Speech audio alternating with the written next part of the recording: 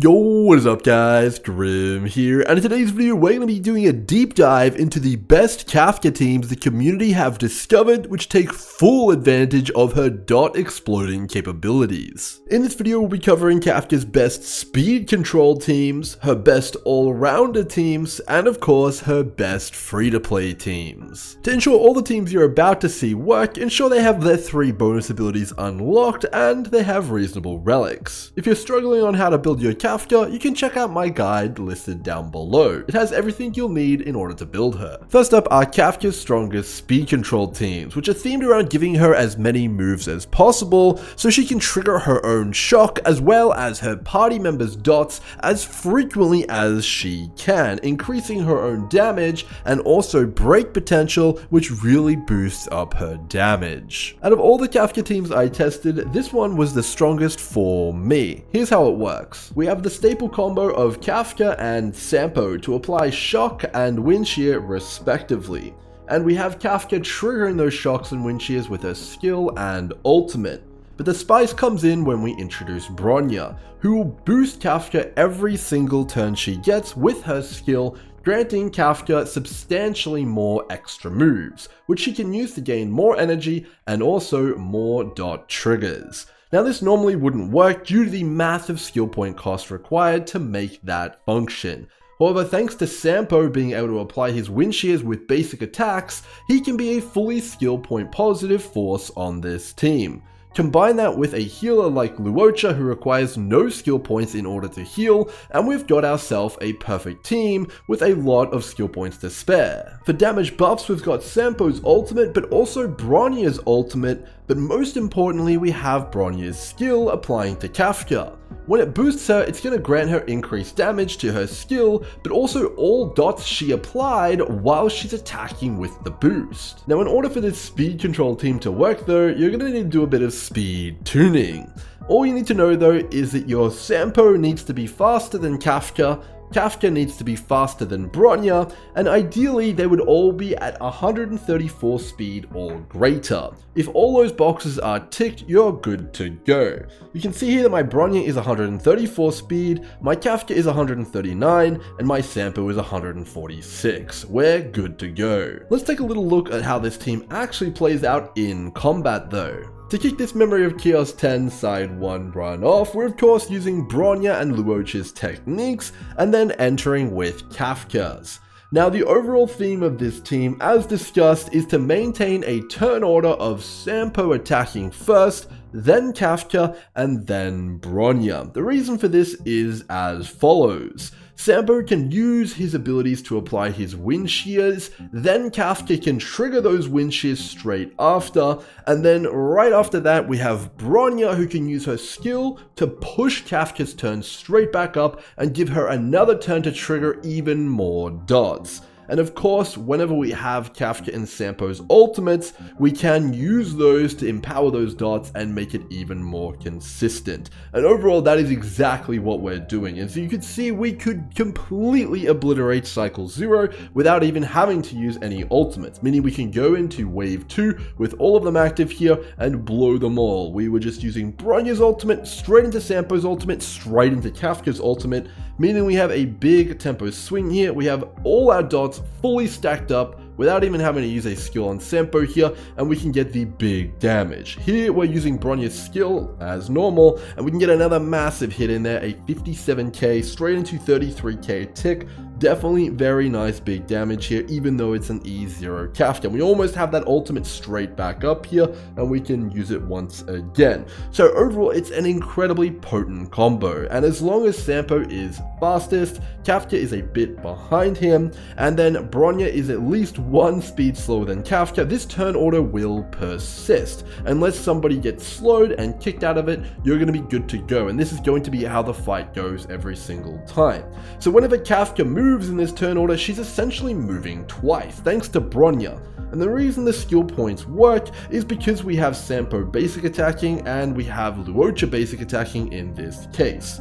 Now, in the event that you do run out of skill points, if it happens that way, you can go ahead and use a basic attack every now and then on Kafka, preferably not on the boosted Bronya skill if possible, but it's not going to be the end of the world. And the reason for that is that you're still gaining extra energy on Kafka, which is overall a very good thing, and it's going to be a big contributing factor to dealing a massive amount more damage. So you can see here on the final wave, we have 2 enemies who are weak to both lightning and wind, and because we're getting so many extra turns on Kafka, we're ending up breaking them incredibly quickly here, and these guys are going to fall over thanks to Sampo's skill here, which we can situationally use if we want to as well. But overall, Kafka is putting the big work in here, and we're going to charge up for our final ultimate here. Just coming up down the line, we've got pretty much dots fully stacked up here as much as possible, and as soon as Kafka gets that final ultimate, we're going to be sending them straight to the Shadow Realm here,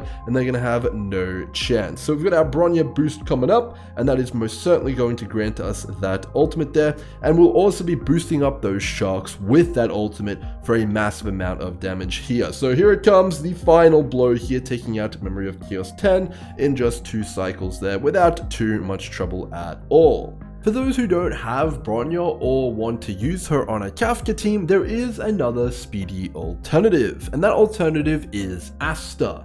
You can run an identical team, Kafka using her skill, Sampo using his basic, and Luocha using his basic, but instead of Bronya spamming her skill, you'll have Asta spamming her skill.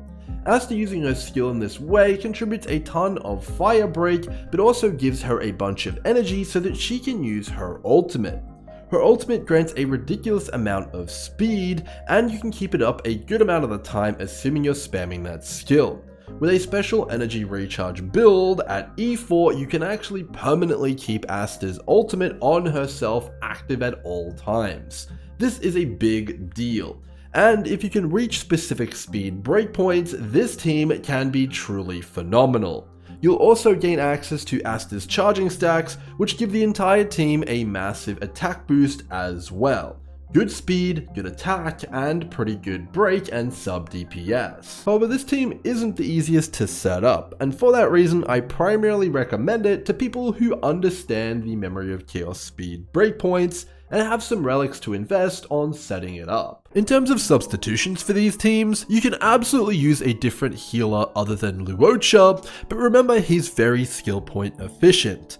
And if you need to use skills to keep the team alive, you might need to alter your rotations on your team a little bit when using characters like Bailu, Natasha, or Japad. Next up are the strongest all-round teams I was able to track down for Kafka. We've got a few variations of this team to cover, but the main premise is the combination of Kafka, an additional damage over time dealer, Silver Wolf, and a sustaining character.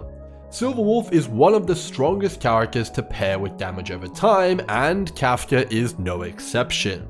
This is thanks to her defense and resistance shreds, which are massive multipliers to damage over time. In addition to this, Silver Wolf can also implant a weakness that corresponds to Kafka or one of your other damage over time dealers, which are likely going to be elements which break for a big DOT, which will increase Kafka's overall damage contribution substantially and further enable the break DOT playstyle. With Silver Wolf on the team, you can reliably build into break effect and ensure Kafka and your DOT teams are always effective. In this variant, we're using Luocha, and the way it plays out is as follows. We're going to use Luocha to apply his insane single target bleed to all high priority targets, and use his basic attack in the meantime to trigger those bleeds when we need to. When his ultimate's available, we'll use it again on a high priority target to make them take way more damage. Silver Wolf will use her skill on the high priority targets similar to Luocha, and when they've already got their vulnerabilities active, we'll use her basic attack to recoup skill points. And of course, Kafka will use her skill every turn to trigger Luocha's bleeds and do tons of damage. and we'll have our healer there to use their skill situationally to keep the team alive, and basic attack for the skill points we need, creating a very cohesive experience. One of the cool things about this team though is there's a lot of different variations. Luocha is phenomenal at single target damage, and I found him to be the best when there's only one singular enemy I want to take care of. But you can also run an alternative setup using Sampo, which is very flexible as well.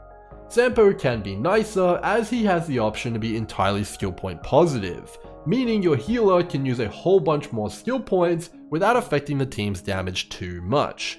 He's also definitely a nicer choice for AoE scenarios or multi-target scenarios, because he's easily able to keep up his wind shears with his basic attacks and his bounce attacks. Finally, if you don't have either of these characters raised, or you particularly like Serval, you can also use her as an option, but in testing she did seem to fall a little bit behind both Luocha and Sampo in terms of performance. For those looking to maximize their team's potential, try and ensure Silver Wolf is the fastest of your 3 damage themed characters, so she can apply her vulnerability before anyone attacks. Next, you'd like your secondary damage dealer, whether that's Sampo, Serval, or Luocha, to be second fastest, so they can apply their damage over time. Third, you'd like Kafka to be there next, so she can trigger all the damage over time and take advantage of Silver Wolf's debuffs. In testing, Silver Wolf teams definitely felt the most consistent and flexible. No matter what vulnerability the enemy is weak to, you're gonna have an answer to it, and you'll always have skill point freedom to heal whenever you need, regardless of what healers you have on your account, thanks to the great skill point economy from Silver Wolf and your other DOT damage dealing option. Lastly, I've got the strongest free-to-play teams I was able to track down which worked the best in Memory of Chaos for me without needing any 5 stars or without needing any 4-star Eidolons, just Kafka and some 4-star units. Without having access to powerful 5-star sustaining characters like Luocha, Japad, and Bailu, it can be a little bit more challenging to survive in Memory of Chaos 10, and Kafka having incredible damage in both single target and AoE really doesn't need that much assistance to get the cycles done in the time required. So I actually found well-rounded teams to be the best on my free-to-play endeavors without access to Eidolon's crazy relics or light cones. So my recommendation is as follows. I used a combination of Kafka alongside one damaging supporting character. Now there are a ton of characters you can use in this slot, but the top 3 which I found after testing were Sampo, Luocha, and Ting Yun. Sampo felt the most flexible and the strongest in area of effect for me. But Luocha was definitely the strongest single target wise thanks to those massive single target bleeds, breaks, and that ultimate. Ting Yun was a good option as she's a very strong generic support all round, and if you don't want to use her anymore, you can use her on another team. But in addition to that, she also does have her advantages thanks to her energy recharge and her flexibility with other Kafka builds, specifically crit based ones. So any of those 3 feel like they're going to give you more than enough damage to get stuff done, assuming you have halfway decent relics and decent trace levels. Now when it comes to the sustain side of the equation, I found a combination of Natasha plus a preservation character was more than enough to keep the team healthy. My favorite was Fire main character with Landau's choice. You can soak up a ridiculous amount of damage, and both Natasha and Fire main character can spam their basic attacks as much as you need, which will fuel the skill point requirements for both Kafka and your other damage dealer. Overall, it's a tried and tested formula, and it worked phenomenally here as well. And I imagine you can sub out Natasha for the upcoming Lynx character if you want to do that as well. And of course, always remember, if you have other 5 stars you think might fit in any of these slots, go crazy and throw them in. It's likely they're going to be even stronger than the 4 stars we're discussing here. Now, if you're not having any issues at all surviving with just one sustaining character, even with your free-to-play roster, like you've got a crazy Natasha with a ton of Eidolons and insane gear, you can of course swap out that preservation character for an alternative. And one of the strongest alternatives I personally found was Pella. She's completely skill point positive and has a great defense shredding ultimate. In addition to that, she can also rip off harmful debuffs in a pinch with her skill. She can be built very tanky, meaning you've got a pretty durable team, and any skill points spare can now be funneled to your healer, who can be fully using their skill whenever they need to. Overall, she makes a great addition to the Kafka and secondary damage combo, and is also a very nice semi-defensive option. To round us out here, I wanted to include a couple teams which are very powerful in the eyes of the community, but definitely have a few sticking points which makes them a little bit more challenging to play. First up, we have the triple dot Kafka team, which sees Luocha and Sampo applying their dots and ultimates, and Kafka blowing up 3 dots at once with her skill and ultimate. The team certainly has phenomenal damage and packs a punch, but I personally found in higher memory of chaos levels, I was missing a little bit of defense on this team composition. The reason for that is that you only have one sustaining slot, so it better be a good one. And the 3 other characters you have don't have any access to build defense. On characters like Bronya, Pella, Silverwolf, or Tinyun, you can absolutely build some defense or extra HP to make your team a little bit more tanky. All 3 of the characters we have here though all want to build maximum damage, making them a little bit more squishy. You also don't have access to too much utility. A character like Silverwolf or Pella has the option to break for a defensive type, Quantum or Ice, which can keep you alive in a sticky situation. They also have access to other defensive tools, like Silverwolf has access to a slow as well as a attack percentage down, very nice. Other characters like Tinyun and Bronya also have access to defensive tools. You can use Bronya's skill to dispel or boost your healer to heal the team in a pinch, or you can use Tinyun's ultimate to give the healer their ultimate. Overall, you have a lot more options. However, this team definitely has some very good damage if you can keep it alive. And of course, there is also the crit and hyper carry Kafka builds, which you can investigate if you're interested in, which some people have been having some pretty good success with as well. After testing all the Kafka builds I could find, I can confidently say she is easily the most flexible character with the most diverse possible teams. Meaning if you're a bit of a chef and you like to try out lots of different things, she is absolutely a character for you. As for what build is strongest for her, it's really going to depend on your playstyle and the content you're going up against. But I definitely preferred the more well-rounded teams with Silverwolf personally, as I prefer to play on auto, and playing with the highly focused speed teams with Bronya and Asta can get a bit finicky on auto when characters start using crazy abilities at the wrong time. Depending on what you want from your Kafka, there is going to be a different scenario for everybody. Hopefully I've provided you guys plenty of options to choose from for all ranges of investment, and until next time, good luck with your pulls. Cheers.